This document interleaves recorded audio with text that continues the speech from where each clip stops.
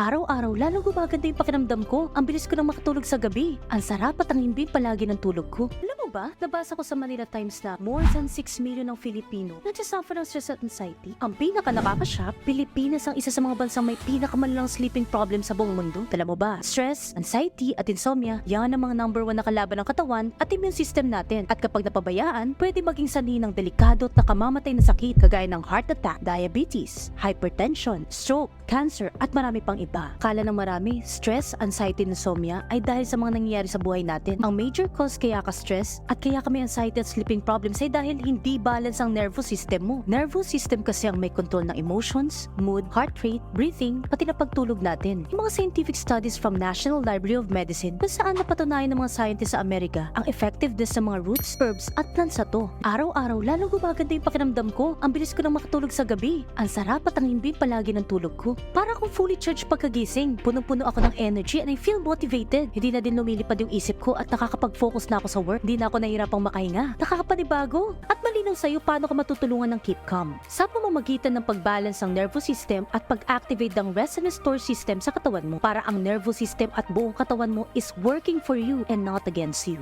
Remember, ito ang chance mo para magkaroon ulit ng happiness, peace of mind and freedom. Ngayon, sa isang click ng button, meron kang power para baguhin ang lahat.